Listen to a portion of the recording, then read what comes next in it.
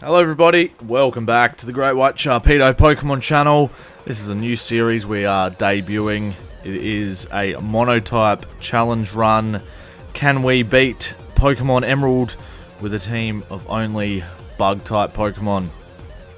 So, you can see the rules in the top right hand corner. I'm allowing myself a different starter from a different region. It obviously has to be the same type as the Monotype, so I went with a Caterpie so that we could have a Butterfree, just because I didn't want to use any cheats or anything like that. I wanted to just try and leave the run as normal as I could. Obviously, every team member must be a Bug-type.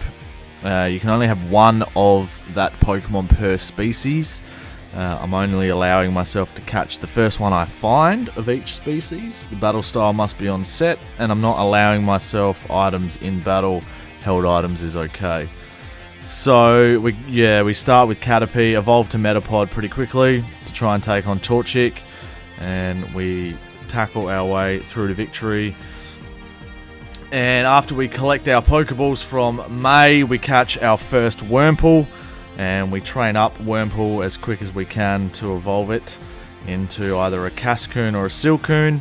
And it turns out that we get a Silcoon. So that means we are going to get Beautifly. And that means we also need to catch ourselves another Wurmple or Cascoon so that we can get Dustox.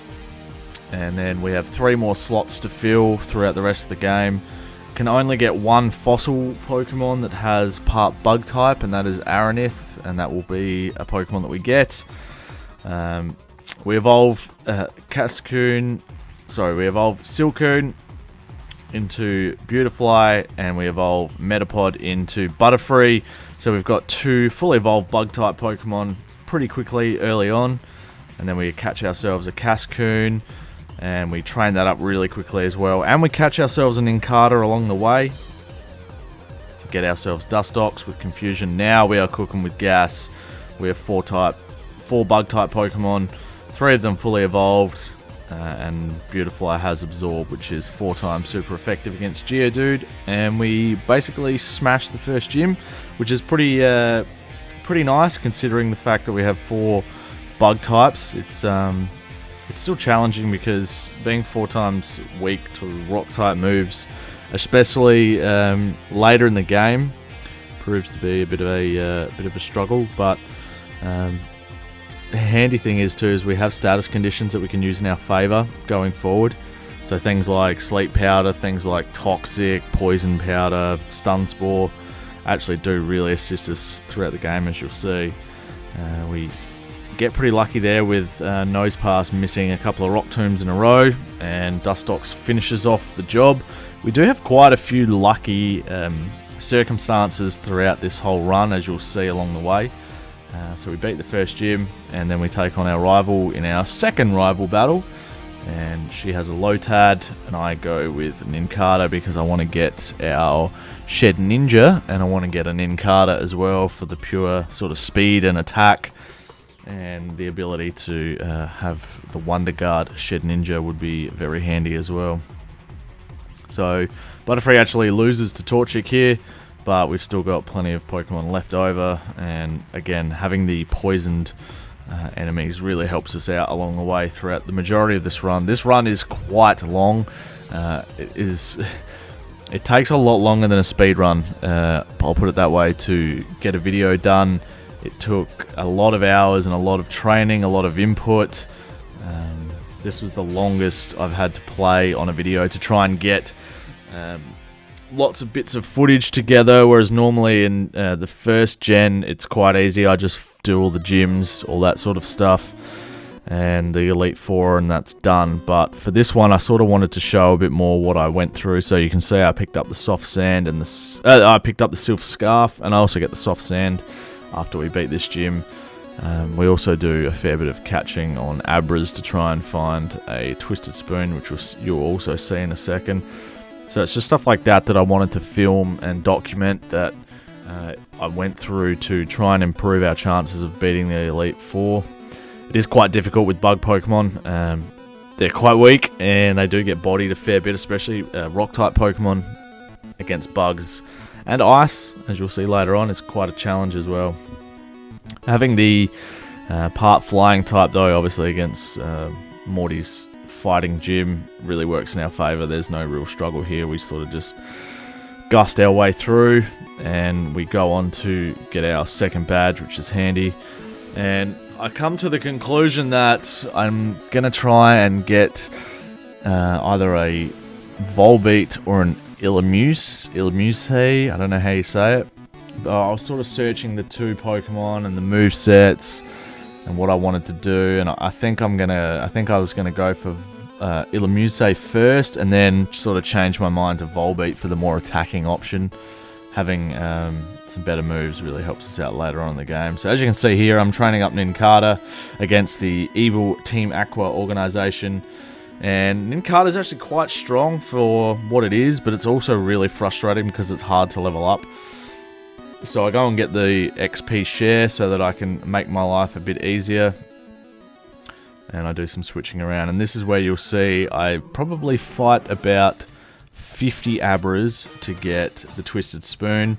You can see my level going up as I'm trying to find the Twisted Spoon off an Abra.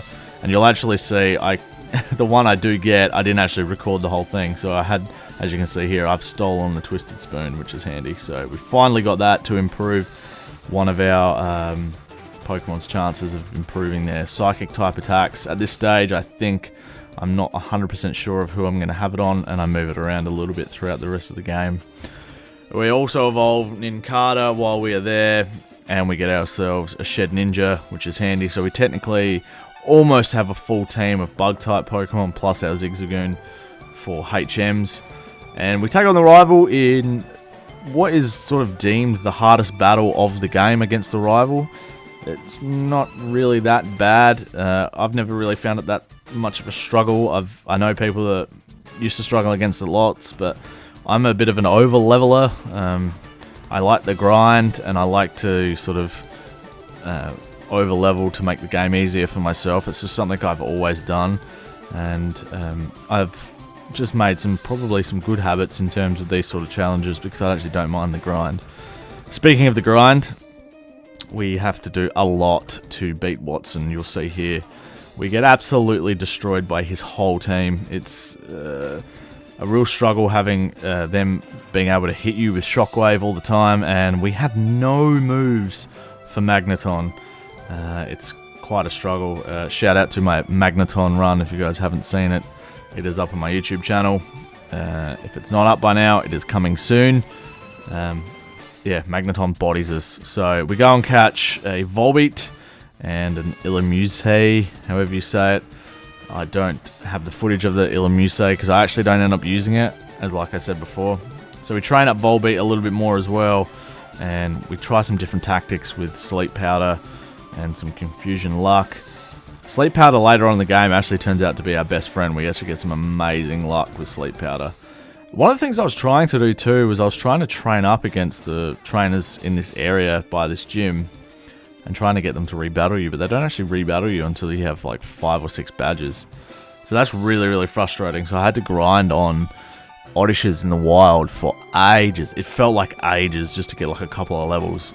I almost considered putting my Pokemon in the daycare, but I was too paranoid that they were going to learn a move, and then I was going to lose a decent attack because they replaced the first move in your slot. So as you can see here, I've grinded up a lot more. I've got most Pokemon up like 2 to 4 levels. I think Volbeat I got to level up from 14 to 20. Who gets taken down in one hit from self-destruct. Again, quite frustrating because I had a bit of a game plan that I was going to try and use Confuse Ray, but Shed Ninja actually comes through clutch, and Magneton didn't have any attacks that would actually hurt him, so I get a bit paranoid here against Manectric, but again, the poison is what really helps us out here. Just throughout the rest of the game, status conditions really work in our favour, and this is like the second gym where Dustox has pulled out an absolute clutch victory, which is lovely. Having the special defensive capabilities of Dustox, even though he is a poison type, actually really works well in our favour for the rest of the game because we do have 3 Pokemon that are flying and bug. So having a weakness to ice and rock throughout the rest of the game is quite a struggle. So we go all the way through to Mount Chimney, and we take on the the leader of Team Magma in the volcano, and we basically destroy his team. This is one attempt. It goes a lot simpler than what I was expecting. Having some decent moves against status conditions really help, because they don't really have any great attacking sort of Pokemon. Not against us anyway. A ground type and a dark type, which we work well against dark type Pokemon. But then we get to the fire gym and we have to grind a lot. I probably do about 10 attempts on this gym to try and see if I can eke out a lucky victory, but again, it doesn't happen for us. We just get one-shotted by overheat so many times. And it's pretty disheartening, because I was kind of confident coming into the battle, but it just didn't work out for us. I didn't realize what an absolute beast Torkoal was. So you can see again, we try again, and this one, again, status conditions kind of is what I'm going for here. I'm going for Confuse Ray, I'm going for Sleep Powders, but Camerupt is an absolute animal. Torkoal's an animal, and having the white herb on... You can see here, I do another... So I actually let the footage... That's right, I let the footage roll here a few times, so you can see, like... I get close because I start with Butterfree, and then it's all quickly downhill from there. It's just overheat destroys us every single time, and every time I get super close, she heals up and it's game over. So I think this is like attempt number 4. And after a while, I do stop. I do go and grind up a bit. I come back, and we do eke out a good victory, which was handy. So what we do is, you'll see, we get to fight Torkoal here, because I figure if I'm actually in a winning position, that's when I'll hit record, because that many times against Flannery is extremely frustrating. So we get the heat badge, and we are on our way to try and find our dad. We pick up the Claw Fossil so that we can get Aranith and get our final Pokemon for our team. We immediately go and get him sorted out so that we have a Rock type, which is amazing, and he becomes basically our ace for our team. I go and train him up as quick as I can straight away. We actually come into the battle against our father probably a little bit under-leveled. I try and level up against his trainers with Aranith. Aranith's really my main focus at the moment, to try and train up as quick as I can, just so that I can get that Amaldo, I don't really know how to say his name. But having that Rock type with like Ancient Power and Earthquake later on in the game just makes such a difference to our team, because we are quite weak. As you can see, we kind of get bodied, and we need to really work on some things going forward, and working on some more levels. So again, we lose to our dad, we come back, and at this situation we finally win. We've leveled up a fair bit, as you can see from the cut there, but having Silverwind, Stab, Bug type move, really handy. I think it's the best Bug type move in the game before Gen 4. So as you can see here, I'm basically training up in the long grass against the fully evolved Pokemon like Linoone and Tropius and stuff like that with Aranith to get Armaldo. I don't know.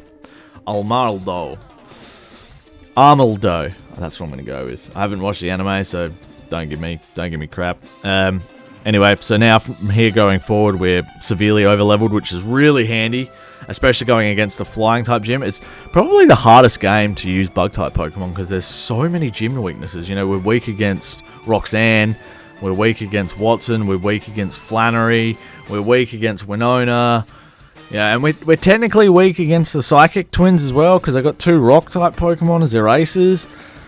Brutal. It's like 5 out of 8 gyms we are technically weak to. It's disgusting. This battle we don't fare too bad here. We take on most of them with Ancient Power from Almaldo, or our fossil Pokemon. I should have nicknamed him something that I could speak. But it's such a refreshing change of pace, especially to have a move like Ancient Power where your stats go up occasionally, every single one of them, and we one-shot Altaria, as you can see. So it's yeah, it's very nice, and Armaldo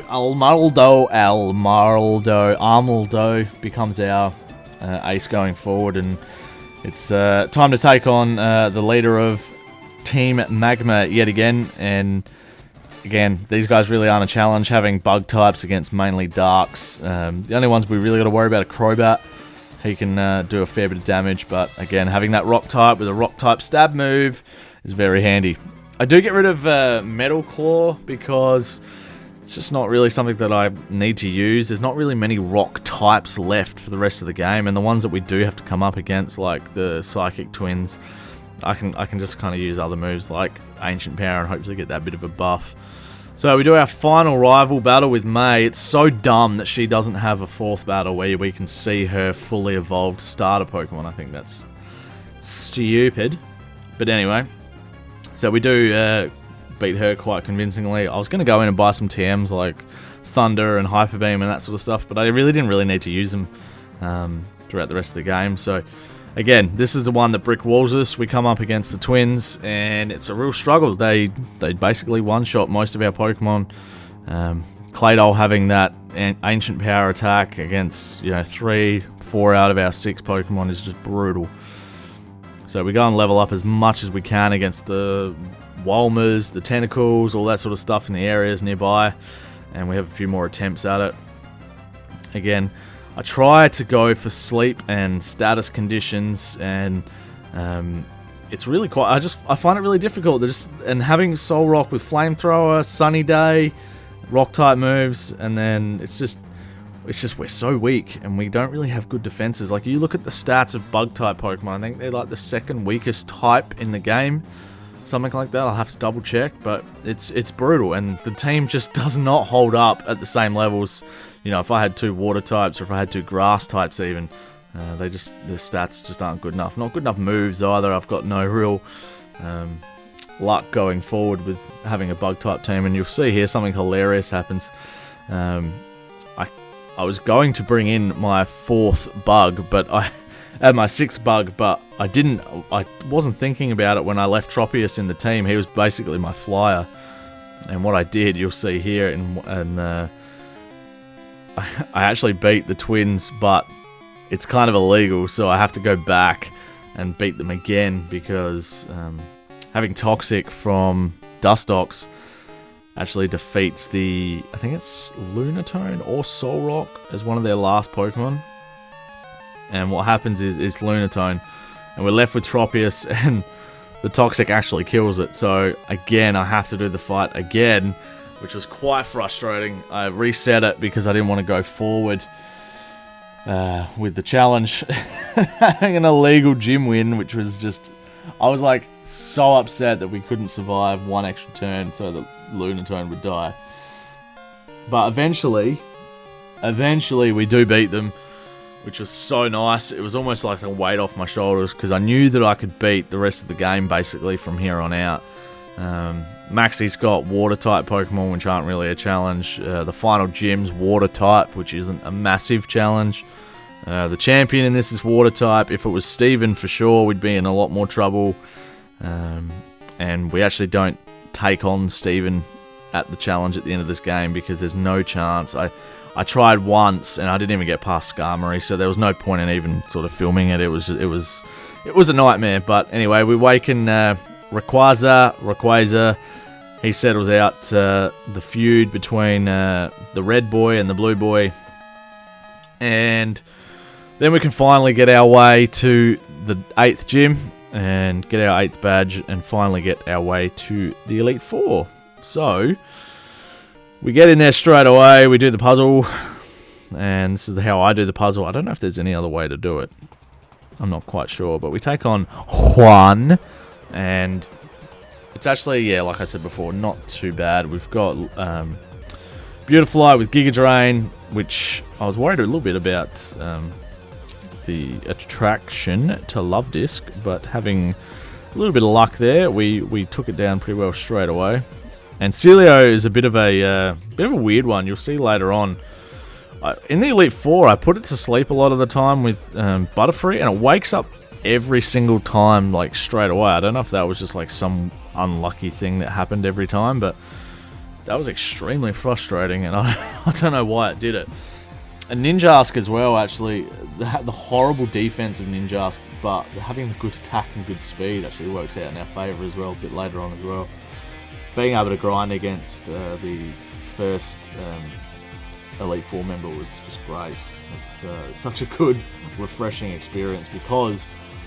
Okay, so we beat Juan, and then you can see here I grind for ages to try and get Volbeat to level 50 and get all the other boys and girls to level 55-ish so that we can take on Wally in the Victory Road. I just grind back and forth as much as I can to get Volbeat as high as I can. It's a real grind. It's a struggle. But it's time to fight Wally for our final rival battle of the game, and we basically destroy his whole team with Almaldo.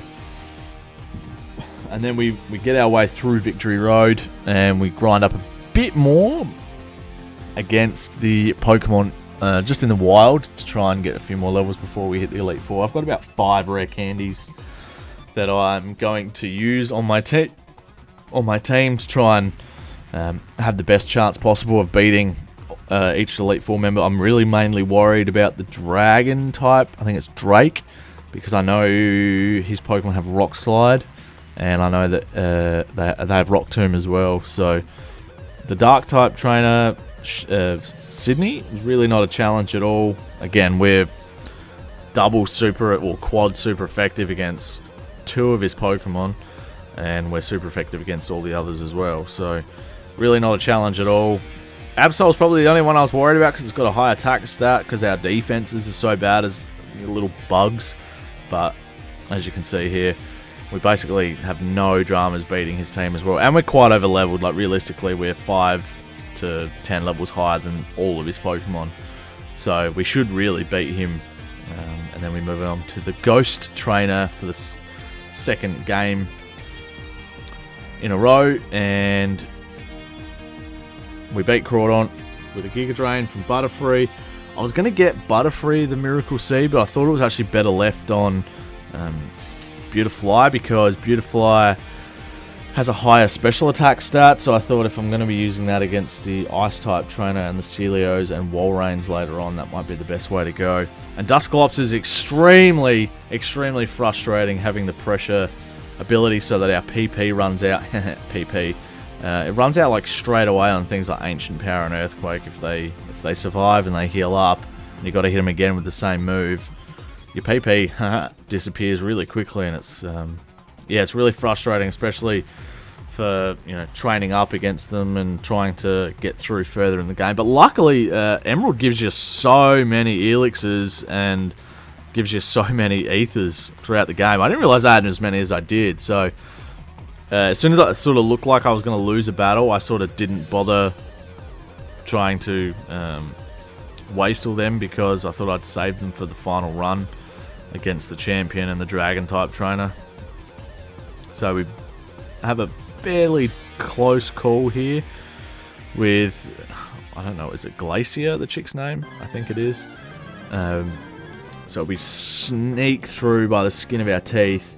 1 HP by Volbeat, which is a great win, but we come up against the Dragon-type trainer Drake, and all of his Pokemon have like a Rock-type move of some sort, or a Flamethrower-esque move, and as you'll see here, we need to level up significantly more before we can actually beat the Elite Four.